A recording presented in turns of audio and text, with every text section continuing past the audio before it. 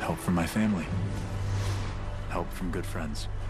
Welcome back to the final Superman and Lois video. We're going to be talking about Season 4, Episode 9 and Episode 10 because I was unfortunately not here to cover the last episode, so if you're only here to watch Episode 10, I will put timestamps down in the description so that you can just jump to that episode.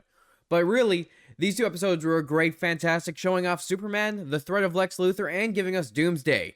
A proper Doomsday finally. After 2 seasons, you know, I said last season we got a great look at them, but this time they really upped their game. And honestly, a lot of stuff was done really well. I do have a few problems with the final, even though they did end it in a really good, light-hearted note. But it's only because they were limited to the 10 episodes and it was a shorter season, and those are the only reason where my problems come from. But nonetheless, it was still great to watch, and I can't believe they gave us so much things we wanted this entire time, but in the last few moments of the series. Now with that, we're going to be starting with episode 9 and everything that happened during there, and then work our way up to episode 10. Because at the start of episode 9, we have Luthor having the scans of Superman's weaknesses. Since John Henry did the tests on him to figure out the fact that his heart and his hearing and everything else was deteriorating because of his human heart. And it was interesting to show this, and it honestly felt like it didn't really go anywhere after this episode, other than the fact that he got taken by Doomsday. Mostly just showing that Superman isn't as strong as he once was, setting up the fact that we're gonna have to have the Superboys help out here because he can't do it alone anymore. It was also great just to continuously see those consequences of the Godfrey interview, with advertisers pulling out of the Smallville Gazette, even knowing Luthor is lying his ass off and Lois is in the right, but they can't have that because there's so many people questioning Lois Lane being truthful or not. They don't really want their image ruined by it. So I like how they kind of set this up, that you have people only caring about themselves. They know Lois is right. They trust her, but just to keep their image safe, they're pulling out for the time being until they can kind of fix everything. So it is great to see those consequences, because then we see the other consequences of Superman revealing his identity, with the diner now being full of Superman merch. Smallville is capitalizing on the fact that Superman is from their town and making as much money as they can from it. So I do like it, with Jordan having a kids menu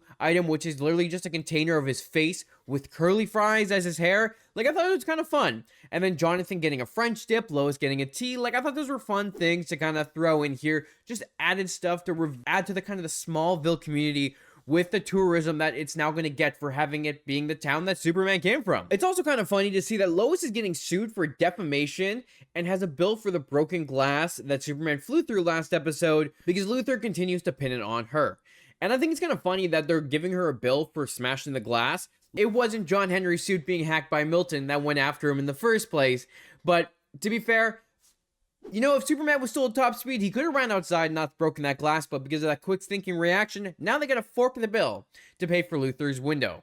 Which obviously, I don't think they ended up paying for that in the end, because he has no grounds to charge that, especially when he attacked them. But, of course, they can't prove that at the moment. And I do love in this moment how you have Superman going to face Luthor face to face and call him out for Amanda being the one that actually is calling all the shots, really playing into his ego so that he can kind of manipulate him and make him go ballistic, because Luthor likes control. He needs control over everything, and he doesn't like it when other people are meddling with his stuff.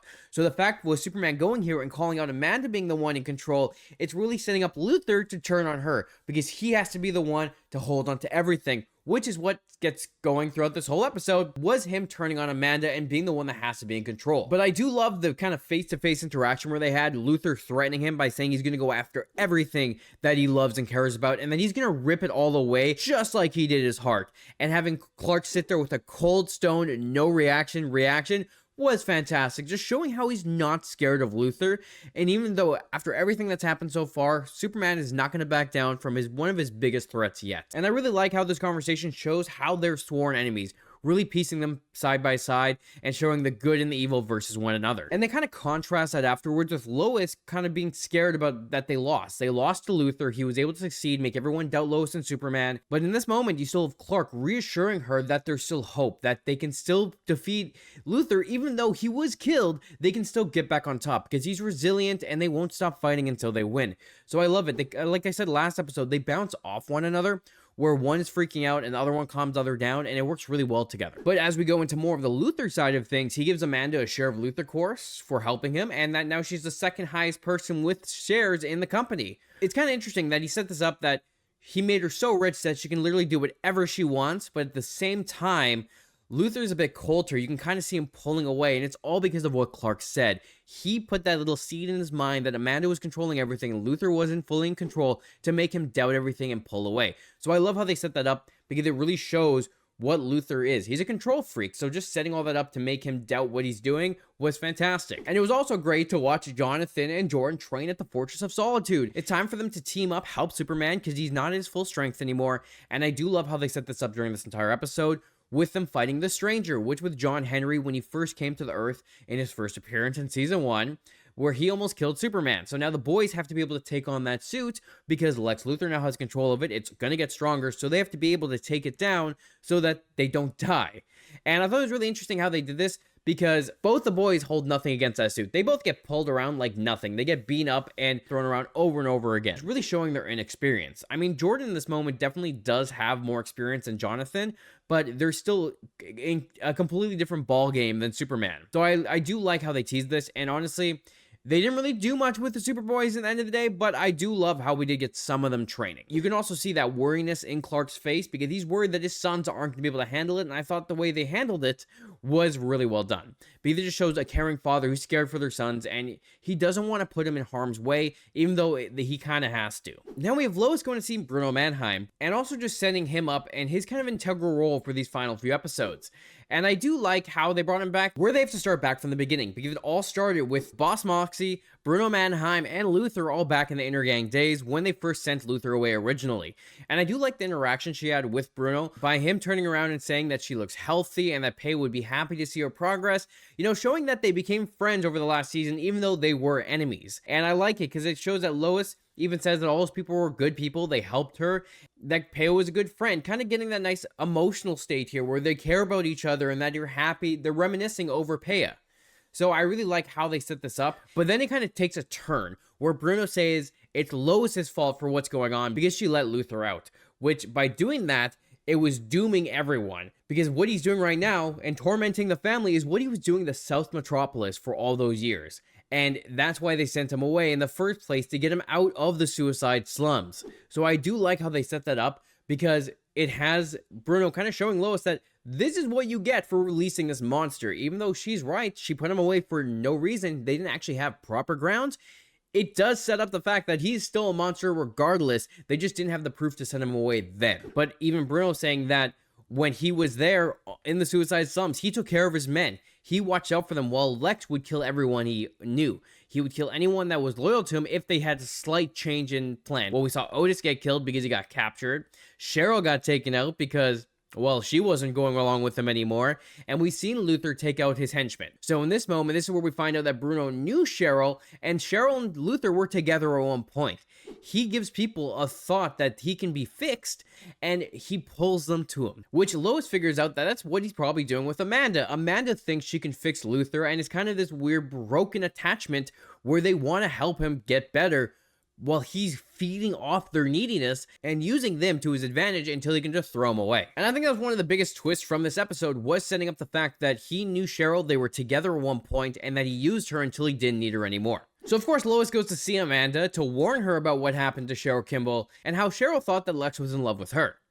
So I liked how it was interesting. Lois is using this to her advantage. You know, Lex kept Cheryl close until he got everything out of her, and then when he didn't need her anymore, got rid of her. And even Amanda saying that she was rewarded for everything she did, but Lex doesn't actually care about money. He'll just throw it away like nothing because he's got so much of it, showing that his reward doesn't really mean anything because he doesn't love anyone. He even threw away his own daughter. He literally gave up the only chance he had to be with his own daughter because he only cared about revenge. So it kind of shows you what kind of man he is. He doesn't love anyone. He uses everyone until he doesn't need them anymore, and then he just gets rid of them. So I like how they set that up because it's really showing more of who Luthor is, how evil he is, and how he'll use anyone to his advantage. But at the same time, it's showing Lois doing the same thing, using people to help her story going forward. But also, she's just doing everything she can to stop Luthor. And speaking of Luthor, we also had Milton upgrading the suit by infusing it with kryptonite. And I thought this was really interesting because they even showed off the file of Captain Luthor from John's Earth, showing that Luthor was in the military on that Earth. So a nice little Easter egg to the previous planet this suit was from.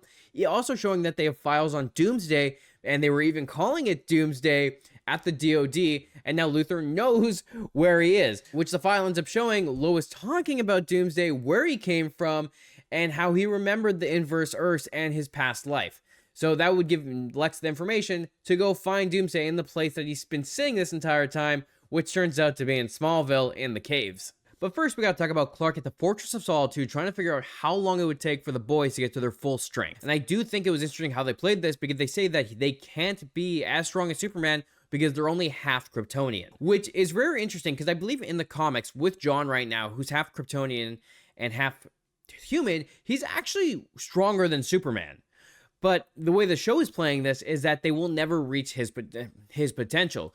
But to be fair, in this world, Superman was able to handle so many things for so many years by himself. Now that you have two half Kryptonians, I feel like two of them, plus Steel and Natalie, as Starlight, would actually do a good job at protecting the planet, and you wouldn't need 3 full Supermans. But they actually set up something here where I thought was going to come into this episode, where his mom was telling him about how her and Jor-El tried to do everything to save Krypton. But in the end, they realized they couldn't, so they had to let go, stop fighting, and send Clark away.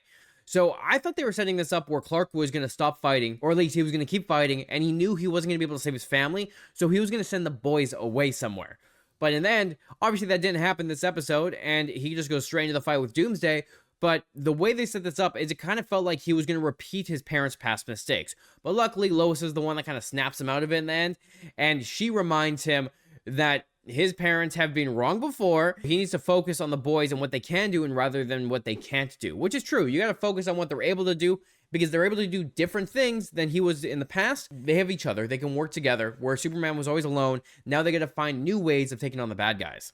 So I do like how she's, again, the voice of reason for him and keeping him to stop going crazy and doing something wrong. So now we have Clark going to talk to the boys to talk about how they're going to keep trying even though they know they're not ready, because they need to be prepared to fight the enemy. Clark always trained and fought alone, but the boys have each other. They can use their strength to work off one another rather than going at it alone. So I really like how he realized his mistake and how they don't need to fight alone necessarily, but they can work together as a team rather than Clark, who was always alone on this earth, who never had anyone to fight with. I do like the little scene where they have the boys trying to land a hit on Superman as they are training 2 against 1. Even though they're not up to his skill at all at this time, it's still fun to see them working together to try to hit their father. Now, this is where everything starts to pick up in the episode, where Luthor goes to Smallville, and we have Amanda confronting him about going to find Doomsday and how he can't control it. You know, it shows how evil this guy is. He's here to destroy Smallville. He wants to destroy everything that's close to Superman and Lois. He doesn't give a crap about his money, and he's here to destroy everything, which also kind of makes Amanda realize how crazy Luthor really is and how she was wrong. She thought she was able to control him, even calling him out for them being partners and that they're supposed to be working together, and he turns around saying he can do what he wants. He is in control, showing that all he cares about is being in control. I've been saying that before, and that's exactly what happened. Even having Amanda call it Sheriff Kimball, and then Lex immediately knowing Amanda has betrayed him by talking to Lois. So just kind of setting up that whole situation where their dark romance went into betrayal so quickly. It turned into Lex only wanting control, only using her for what he wanted, and then having her turn on him by going to Lois Lane. Now this is where we have Lex Luthor going to find Bizarro Doomsday, where Bizarro Superman first appeared in that cavern. So he's just trying to get home. All he wants to do is get back to his Earth. Unfortunately, he can't because he's stuck here. But I do like how it showed that he was still thinking the same way. However, Lex Luthor is able to somehow still connect to him, saying that they're both the same, built by pain, even though Luthor literally tortured him to create this monster, and then blaming Lois for confusing him and that he's going to set him on the path again, which ends up just having him shooting Doomsday with kryptonite explosives, turning him into a bigger monster, but more comic book accurate than we've ever seen before. He's got the ice, he's got the spikes on him, and he looks like comic accurate Doomsday, which I think they did really well in this. Even though the CG isn't perfect, it still did a really good job showing off this character. And then when Doomsday roars after a week's back up, everyone realizes he's back. The boys can't land a hit on Superman. Then Doomsday's here. They all have to be prepared to fight him. And I thought it was pretty interesting to watch Doomsday go at it with Superman once again in the town of Smallville, but also having the boys be heroes by protecting the town, saving people. And I really like the moment in this episode where Jordan's helping Miss May by helping her calm down from her panic attack, being able to relate to her because he understands what it's like to have panic attacks and he's gone through it before. So I thought it was cool to watch him connect with people in a completely different way than Superman's been able to connect with people before, showing this different side of being a hero and what Jordan can do differently from the others. And then in the end, it was just awesome to see the Superman family go against Doomsday and fight and stop in the cities. Now, all I was wishing for in this moment is that the boys would have gotten suits. Obviously, we didn't get this episode, but I was really hoping we'd get them sooner rather than later. And again, unfortunately, that wasn't the case. We got him way later than I wanted. I was really hoping that the steel suit would get turned green just to match Luthor's war suit from the comics. They did give him a purple and green HUD in the suit, so it did match his classic colors, but it would have still been awesome to see him in a different color suit that wasn't the exact same as Steel's. And I totally thought then in this episode too that they were going to do Death of Superman again, because they have him standing there telling his family he loves them, and then he just gets grabbed by Doomsday and goes away. Like, I thought this was going to be the Death of Superman at the first half of the final episode, and that's where it was all going to begin. Luckily, that didn't happen that way, and it led into a very quick final when it came to certain things, but it also led into some very emotional, good moments at the end of it. So, with that, let's jump into episode 10, because it's time to go over the final episode of Superman and Lois and what they did during it, and, you know, all the pretty cool moments, and some of the moments that were kind of rushed as well. Now, I will say I wasn't expecting this episode to start off with Lana and John Henry on a date in the bar. Just wasn't expecting them together, but they were talking about Sarah being abroad and how Lana is excited for it because she's giving her daughter something that she never could do when she was younger. So I thought that was a really nice touching moment, touching on Sarah where she is, giving Lana a nice mother moment, but then giving us a moment where Lana and John Henry might not be meant to be because they weren't seeing each other often enough because of their two conflicting lives. And I'm like, okay, we're going to start this episode with them breaking up. Cool. This felt really out of nowhere. But, you know, then that came back around later in the episode, but we'll talk about it when we get there. However, I was not expecting John Henry to get launched by Doomsday and Clark fighting and landing in the bar. I thought they were going to kill him for a second there, too. I'm like, holy shit, we just bring him back, give us this moment of them possibly breaking up just for you to kill him at the start of the episode? Gladly, that didn't happen. But I totally thought that's what was going to happen, and he did get hurt by it, and they kind of teased the entire episode that something was wrong with him, and luckily, nothing bad happened, but I totally thought that's what they were setting up. There was a bunch of misleading things in this episode that made me think one thing that in the end didn't actually come to fruition, which I'm glad didn't. I do love in the Doomsday attack, though, how Lois tells Amanda pretty much that she told her so, because Doomsday attacking them was literally what Luthor wanted, and Amanda knew Luthor wanted to revenge on them the entire time, and that she didn't do anything to stop him, even though she said, oh, I didn't know he'd send that monster after you guys. It's like, nope. No, you knew. You just didn't want to admit it. And it was great to see the boys coming in for backup to help Superman, knocking Doomsday back, taking on the action, you know, helping their dad for a second there until he pushes them away in order to keep them safe, which is the wrong move to do. Even Lois telling the boys that they need to help their dad, otherwise he's gonna die once again. Because after Clark's getting ass beaten by Doomsday and then the boys taking him away, you do have Lois waking Clark up and arguing with him to saying that he has to let the boys help because otherwise he's not going to be able to do it. They're not a bubble anymore. They aren't ready alone to take on this monster, but when they have each other, they can do it. So I do like how she's standing up for her sons, making Clark realize that he can't be overprotective in this moment and that they need to work together, and he has to accept he can't do everything on his own anymore. So it's just setting up this really good moment of having him have to accept the backup he needs, because we also have John Henry running to his lab to get prototypes to help fight, and having a kryptonite bomb that attaches and goes boom. So setting all that up to come and give backup for Superman, which honestly led into a very way too quickly moment of taking down Doomsday by having Superboy leading Doomsday back to Superman doing an epic dodge as he dodges Doomsday, which I thought was a cool freaking moment, and then having John Henry smack him upside the head with the hammer, killing him for a moment. I feel like that was a very big anticlimactic moment where I'm like, oh, we got this really cool moment of him getting hit with the hammer. I totally thought he'd go flying and they continue the fight, but instead he just gets knocked out and he dies. But as we know, he dies and comes back, so Superman has to bring him into the sun because the sun won't heal this Doomsday because Bizarro is from the inverse Earth, which is the red sun that would heal him. So I do like how they set up that, where, you know, Superman will get healed by the sun, but Doomsday won't. And that really did set up the kind of nice moment with Doomsday where they have the final moments of him waking up as Bizarro Superman once again telling Clark to stop because he's accepting his death and going into the sun himself, remembering his family. And I thought that was a good moment. That was a cool little moment. It was way too rushed, but I totally understand why they had to rush these moments, because they had to pretty much get all the big fighting stuff done halfway through the episode so that they could do all the wrap up for the show in the last half of the episode. So part of me is annoyed that we didn't get like 1 or 2 more episodes to really flush out these fights and get some more moments, but at the same time I understand why they did it, because they weren't allowed to. But I do like how when Clark's in space getting healed, we have Lois warning everyone that Luthor is going to come for them now, because he doesn't have the monster. Even Amanda, even sending the boys to go save her, because otherwise that's her only witness. Her only witness is going to be killed if they don't stop it. So I do like how they arrive just in time before Luthor kills her, because that's exactly what he's going to do as he betrays her, like he betrays everyone. And I love that Lois just wanted to use her for proof to tell the truth about Luthor on a live stream, even having it all ready to go until Milton locks him out. So I thought that was a good moment of showing Lois, you know, I feel like part of her does care. She wants to save Amanda because Amanda's kind of been twisted and used by this man.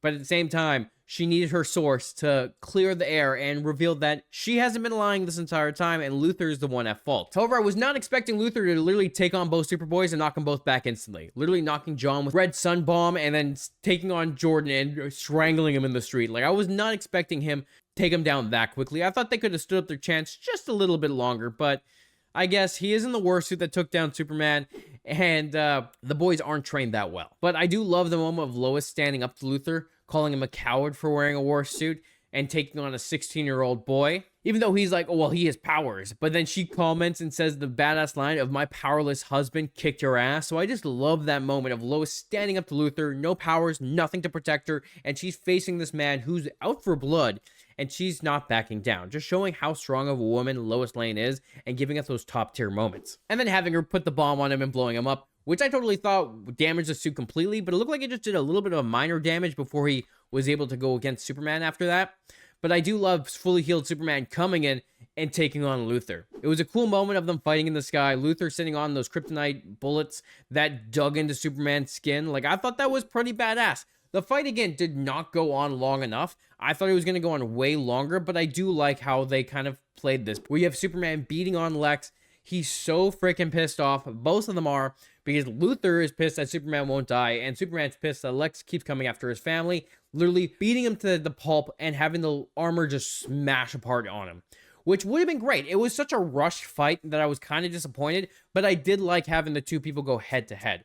It was great to finally see, even though it was a little rushed. Now, with everything else going on during that fight, where we have Jonathan's heart literally stopping and Jordan trying to revive him with this, and then accidentally doing a solar flare, I thought that was pretty cool. Like, the solar blast, solar flare that he does is a comic power from the Super family, so it's cool to see them actually finally bringing it into the show. I don't remember seeing it before, so, you know, this might have been its first appearance, and I believe we talked about this earlier on in the season about the solar flare power, so it's cool to see it happen. And also see him save his brother. Also have John Henry going after Milton and taking him down with the DOD, which even Milton references the death of Superman. So it's cool to get that little reference in there as well, because we've been saying this whole season is the death of Superman. So it's cool to get that. And I honestly thought Natalie would have been more part of this fight as well, because they wanted to take down Milton, because Milton was their enemy this season. And they set that up in episode 8, which they never really followed through afterwards, which I was kind of disappointed in, that Natalie wasn't part of all that. But it was great to still see John take out the man that took his suit away from him. Now, like I said, the fight was over and done with real quickly, and I did think we needed more Superboy action during that fight. I felt like it was very missing out on certain aspects. I wouldn't be surprised if they had a longer cut of this episode with so much more things in it, but they just had to cut because it had to fit in that runtime for TV. And it, you know, after all this, it just makes me unhappy that we won't get more Superman and Lois. I mean, they did the whole 1 year time jump and then a later time jump, so they really pushed the story forward to show us all the characters' lives after this. And I am disappointed we didn't get more with these characters. I am disappointed that they kind of wrapped up the story in this season, because I was hoping that, you know, we'd have a happy ending. They'd all be superheroes. We wouldn't see what would happen in the future, so that they could potentially bring it back for a future spinoff if, like, HBO wants to pick it up, if someone else wants to pick it up. But I guess at the end of the day, this is going to be the wrap-up for the show, and there's nothing more. Let's go into that 1 year time jump, because I feel like we could list off all the stuff that happened fairly quickly. First of all, Chrissy and Kyle had their baby, and they have another one on the way. Kyle's going to be a father of 4 now, and they're having more kids and living their life, which is nice. It's kind of nice to see that they moved in together, their life is going well, and it was cool to continue their storyline. But one of the storylines I was not expecting, and like I said at the start of this video, or I started episode 10, was the fact that Lana and John Henry got married. Like, after in the first moments of the episode saying, oh, yeah, I don't know if this is going to work because we're not seeing each other enough, now they're getting married. Wasn't expecting to see a marriage at the end of the season. I mean, it is like the comics where they do end up together, so I thought that was great keeping that together. And it did feel a little fast, like they weren't dating for that long and all of a sudden they're married. So it felt a little rushed. Again, it felt like they're just doing this to kind of give us the wrap up of their story, where they were going, and they probably would have given us more Lana and John scenes this season if they weren't cut as series regulars. So I can see where they were coming from. But I do love how they give us moments of Lana helping the town and helping the Kent family, and then also giving us moments of John Henry being a man of steel, getting that nice Superman reference and his steel reference, but he came to this world and protected it like it was his own and was willing to sacrifice everything for it. So I just really like the moment of both Lana and John being recognized for the stuff they've done over the seasons and giving them a nice little happy ending. And I was wondering, I'm like, where the hell is Sarah? I'm like, we can't end the season without Sarah. But luckily, she was just outside the barn making a joke about the fact that bad things happen in there, because the first time she was in that barn, Jordan and Jonathan got crushed by steel. But I do like how it shows that Sarah, that being in Smallville isn't enough for her. She wants to be abroad because it's not her life to be in a small town. So nice little moment there. And also Jordan telling her that he feels like he's in the right place of being a hero. So showing his growth and where he's going to be coming to be Superboy. So just fantastic moment there. And also giving us the moment with Natalie and John Henry reflecting on their past and their Lois, and how even though they miss her, that the Earth they're on right now feels like home. So it's just like nice moments for all these characters, wrapping them up where they are. And I thought they did a good job just giving us a quick wrap up of their stories. Then having Superman and Lois talking about how they're going to be remembered and how they're going to be remembered for... I'd like to think truth and justice. And a better tomorrow. Just like a classic Superman saying. Luthor was sent back to Strikers, but instead of being the man in the chair, the man in charge, he is now going to be the chair for Bruno Mannheim in prison. So he's pretty much going to be the prison bitch. So that's what he gets for everything he did. For all the harm he caused, he's being brought back down and being treated like nothing once again. So I do love how they did that, you know, giving us the man who did all this evil being taken down a notch. And then they decided to give us another freaking time jump of 32 years. And that's how much longer Clark lived because of that human heart. So at least we know he lived a good long life. So I do like how they set that up, but also giving us the moments of everyone finally having their superhero suits on from the comics. Well, to an extent. Because Superman's wearing his suit, of course. Jonathan gets the Connor Kent suit that's blue and red pants, and that they did show that in the concept art, so they did spoil it already, but they did continue with it. And Jordan got the Connor Kent suit from the New 52, which I do really like, the dark suit with the red on it. So it's great to see them get it. I was hoping one of them would get John Kent's suit from the comics, which is more of a classic Superman type suit.